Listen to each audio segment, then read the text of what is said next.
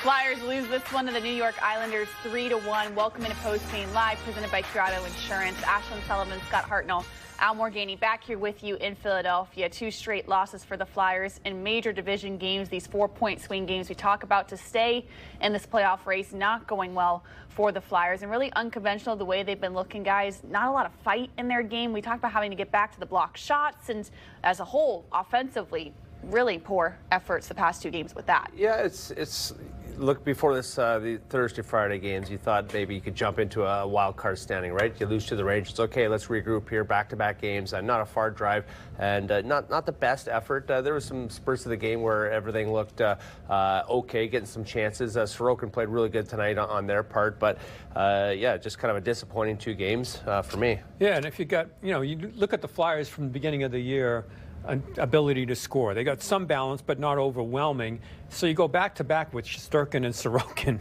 So you better be able to get perfect shots to beat these guys.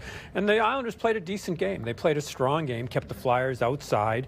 And I think they just, Ashlyn, it's like they spend so much energy blocking shots. And it's so grueling to have to do that night after night after night to play that system there. And tonight they just didn't have it. Yeah, and it seems like they didn't have it as well yesterday, where it just seems like as a whole it's catching up to them, especially this week, and that leads us to Yingling Presents Lager Up. We talked about the Islanders, and they do have some stars on their team, and Scott, they played like stars tonight, 3 straight goals for them, and you would really like Ivan Fedotov. Okay, first goal, second goal, the third goal we're going to show you at the end. Here's the one I feel like you got to have. Yeah, well, 2 2-on-1s, right? Their first 2 goals, good transition. They're moving their feet. This is a Hail Mary. He catches it, puts it down, a good pass, a pretty good shot there by Duclair, and this is their 2 best players right here. Barzal, a little baby sauce over. Horvat finishes it, and yeah, so you can't really fault Fedotov on those 2. What bothers me more, and yeah, you got to get big saves if you're going to beat this team, but what bothers me more is the breakouts come down to go through all 3 zones to come into the Flyer zone with speed at the goaltender and make those passes. There you see a kind of a ill-advised jump into the play by Drysdale there against the wall, leaving your goaltender out there. So yeah, you would have been big saves, and you have to have the big saves to win crucial games there.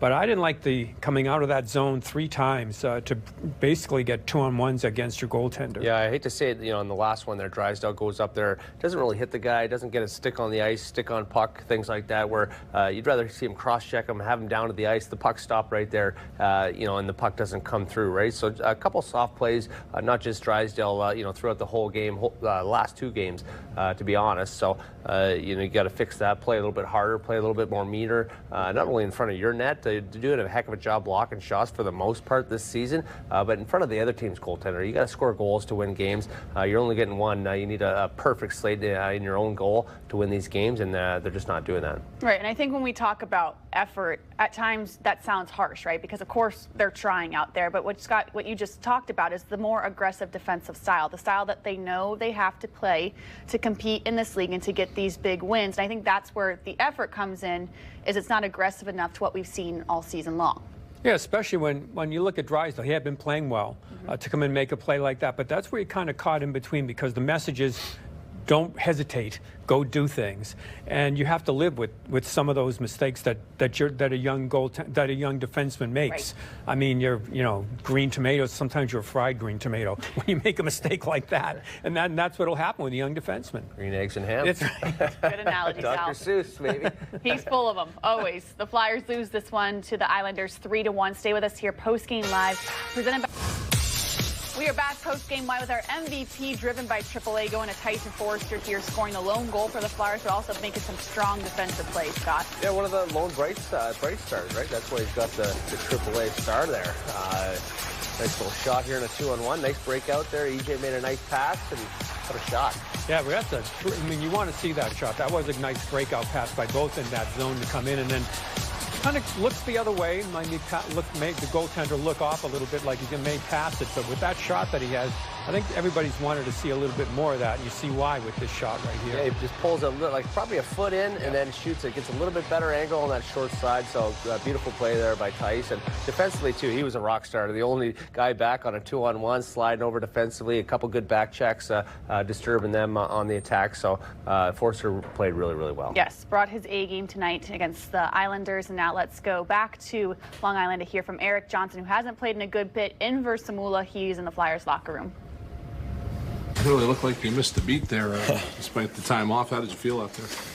I felt good. I mean, staying ready. Whenever your number's called, you got to stay ready. So, credit to Angelo and the staff for working with me after practice. And, when your number is called, you got to be ready to go. First period, you guys lost Cam for a little bit. Deep players got shaken up a little. Did that affect maybe the cohesiveness on the ice? I don't think so. I mean, the name of the game tonight for me was odd man rushes. We gave them 2 freebie 2-on-1s at the end of the end of the first, and then kind of a broken play in the second. And that's kind of the game right there. We couldn't really get our footing back, but I thought we played a pretty strong game overall. I mean, we talk about the last 5 minutes, not giving up any odd mans, really all game, and it's tough to give them really 2 freebies there at the end of the first when we had a really good period going on the road in the back-to-back. Is part of it playing to maybe having defensive pairings that don't know each other very well because you normally have other partners? No, I mean, we're with each other a lot in practice, and righty-lefty, it's fairly common. To have pairs kind of mixed up, and I don't think it really had an effect on the game overall. And I thought we actually played a solid game up until those odd man rushes at the end of the first, and couldn't really get our footing after that. Was there something that you worked on in your time away from being in games that you wanted to put into practice that you were able to this game? For me, it's my role, and on every good team I've been on, role acceptance is a huge thing, and good teams, guys have to maybe not do what's best for them, but what's best for the team, and that's kind of how I really approached every day when I wasn't playing. And I still try to contribute off the ice, keep the mood light, as some of you may have seen, but try and help the guys as much as I can with a young defensive core. And for me, just staying ready, working on my reps, and keeping your conditioning. So it was great to get back in, great to be with the guys. Wish we could have gotten a win, but you always have to stay ready. You never know what can happen. So that's what I just tried to do. Obviously, fatigue's a Well, Erik Johnson, they're the ultimate pro, right? I mean, everything you talked about is so spot on, especially to pinpoint the odd man rushes and just the stay readiness. That's got to be hard at his point in his career when he's so used to playing to not play for over a month and have to swallow that and accept it and have a great attitude when you're in. He is. He's so well liked in that locker room. I've seen it when I've been on the road a couple times this year. Everyone's smiling. Everyone's kind of around him, looking to say something funny. On the ice, he's working his bag off after getting scratched for the game. He's out there doing his reps like he talked about there. And I've been in that position too. At the end of your career, you're kind of one more year to see where this goes, and you think you should be playing. You don't want to have a sad face or a pouty face or a mean face, and that brings everyone down. And he definitely doesn't have that. I didn't have that when I played, so it's nice to see that guy kind of embrace where he's at right now in his career and have fun with it. And heck, he played a great game. Looked like he didn't miss a beat. He did, and he wanted to be here. That was critical. Yeah. That he knew the role that he was going to get and wanted to be here and to be able to stay ready and step into a game like that. So that's what he is, the veteran player that I think it's important when you talk about a team that's struggling here and the season, it may be a struggle through the season, that somebody like that wants to be part of it. That tells you what's going on in that locker room. And, he said the fun that he has, practice behind Smitty when he's doing the videos. It's amazing. It's a little thing, but it's a big thing to keep the locker room, keep everybody loose. And everyone thinks that their career is going to last forever, and a Father Time is going to catch up with all these young guys, and they're going to remember when they're 34, 35 years old, and they're going to look back at EJ, what he did when he was at the locker room, having a fun time, keeping the young guys, cheerful, even though it's been a little bit of a down year. So everyone looks to him and be like, man, that guy was a great guy, and got 1,000th game this year too.